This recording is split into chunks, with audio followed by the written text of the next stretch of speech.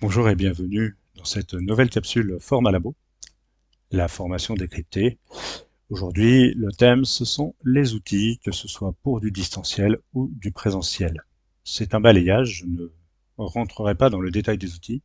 En revanche, c'est le début une série de formations, je peux dire, de capsules en tous les cas, sur les outils.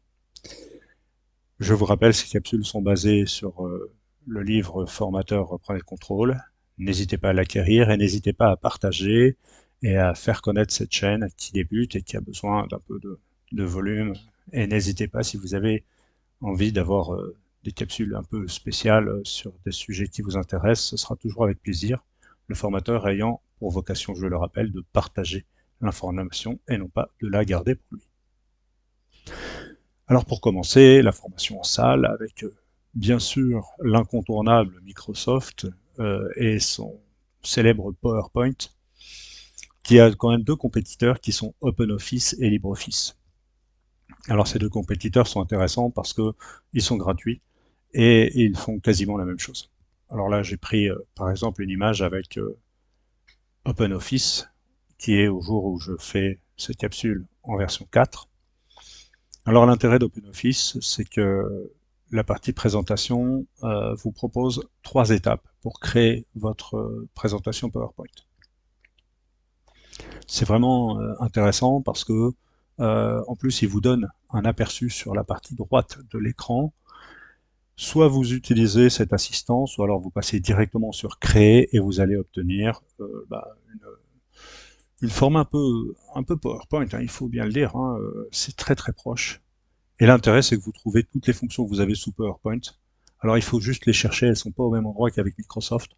Mais une fois que vous avez trouvé où sont les fonctions, vous trouvez quasiment les mêmes choses que PowerPoint, de façon gratuite. Et je le rappelle, parce que c'est intéressant.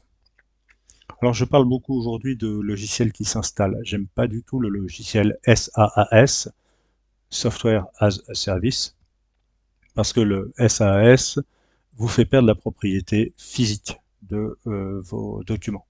Vous en gardez la propriété intellectuelle, mais vous transférez la propriété physique à votre fournisseur. Alors que tous les logiciels qui sont installés vous permettent de travailler en local, et tout ce qui est local à votre disque reste votre propriété complète.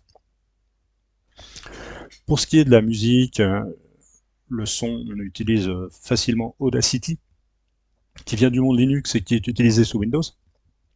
Alors c'est un gratuiciel qui vous permet de faire de la mono, de la stéréo, il vous permet de faire beaucoup d'effets de voix, il vous permet de faire plein de choses. Vous avez Mix. Alors Mix est plutôt connu dans le monde du DJ, puisqu'il vous propose deux platines qui permettent d'enchaîner des musiques. Je vous ferai peut-être une démonstration, je ne sais pas encore si vous êtes intéressé, mettez-le moi en commentaire hein, en bas, ça me permettra de voir si vous êtes intéressé par ces deux logiciels. Au niveau graphisme, j'ai pris Inkscape et Pen.net, qui sont des logiciels gratuits, encore une fois, qu'on peut installer. L'intérêt de Inkscape, c'est que ça permet de faire du SVG. Le SVG est un format d'image. L'intérêt, c'est qu'il fonctionne en couches et que chaque couche est indépendante. Contrairement à GIMP qui vous permet de faire des calques et qui va superposer les calques une fois pour toutes quand vous allez exporter l'image, euh, Inkscape va garder cette possibilité. Vous avez rajouté par exemple un calque avec du texte, et ben vous pourrez modifier le texte sans toucher au reste de l'image. C'est très intéressant si vous faites de la traduction par exemple, puisque le SVG vous permet donc d'avoir une image de fond, un texte par-dessus, dans la langue que vous souhaitez, et dès que vous changez de langue, vous allez simplement éditer la partie texte. Pen.net, qui est un logiciel assez intéressant, euh, parce qu'il vous permet de faire un petit traitement d'image rapide, par exemple la rendre transparente, par exemple recoloriser, des choses comme ça, très facilement. Évidemment, je ne parle pas de GIMP, parce que The GIMP, qui est vraiment très connu, est un compétiteur d'un gros logiciel très cher. Je ne ferai pas de pub, mais c'est Adobe hein, qui crée ce logiciel. Euh, si vous avez GIMP, vous n'avez pas besoin des autres logiciels que je viens de citer. La seule différence, c'est que GIMP est difficile à prendre en main, contrairement à Inkscape et à Pen.net. Enfin, je parle de Blender parce que Blender est un permet de faire de la 3D et il est notamment intéressant parce que le moteur Blender est utilisé par OpenShot qui est un logiciel de montage vidéo gratuit. Donc il est utilisé pour tout ce qui est texte et notamment texte 3D et texte qui bouge. Dans la vidéo, nous avons caméra Windows. Il est intégré au monde Windows. Caméra est donc simplement une caméra qui utilise votre caméra web et votre webcam et qui vous permet de faire des captures de ce que vous faites, de ce que vous dites. OpenShot, Kdenlive, VSDC et DaVinci Resolve sont des logiciels de montage vidéo qui viennent pour la plupart du monde Linux. OpenShot et Kdenlive, KDE, on voit tout de suite le rapport avec Linux, et qui ont été portés sur Windows. Et puis les deux derniers, VSDC et DaVinci Resolve, sont des logiciels de montage vidéo qui sont intéressants parce qu'il y a une version gratuite, il y a des versions payantes, mais qui ont un peu un studio complet. Je n'ai pas parlé d'OBS Studio parce que là c'est un logiciel de diffusion en direct, mais je ne peux pas couvrir tous les logiciels non plus. Au niveau distanciel, nous avons Articulate Storyline évidemment. Le problème, c'est qu'il est payant et qu'aujourd'hui, il n'existe plus en installation. La version 360 ne s'installe plus vraiment sur le PC. C'est une version SAS, et comme je vous l'ai dit, je ne suis pas fan du SAS. Un logiciel intéressant, enfin une suite logicielle intéressante, c'est Scenery Desktop. Alors la version desktop est installée sur votre ordinateur. C'est entièrement gratuit.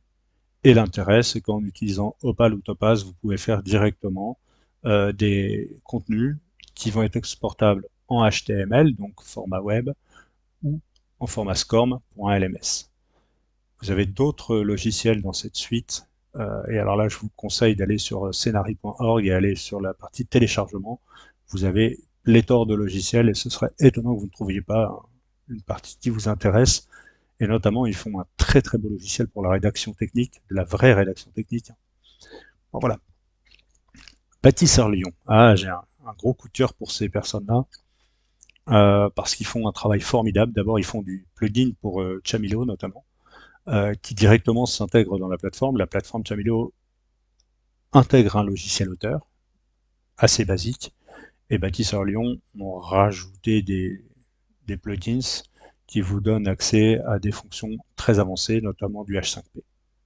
Et puis ils font un logiciel vraiment à part qui s'installe sur votre ordinateur. Alors il y a une version payante de ce logiciel, mais moi je parle de Open e-learning qui est donc open, donc gratuit, entièrement gratuit, absolument pas bridé, vous faites ce que vous voulez avec, et qui vous offre énormément de possibilités. Je pense que ce sont, vous l'avez compris, Scenari, Open e-learning, Chamilo, des logiciels que je vais vraiment explorer dans des prochaines capsules. Si vous voulez du H5P, vous avez Lumi et LogiQuiz qui sont vraiment intéressants. Exelearning qui vous permet de faire des contenus SCORM et des questionnaires un peu élaborés. Bidis qui fait de l'ultra mobilité. Alors le problème c'est que c'est du SAS, ça il en fallait un quand même.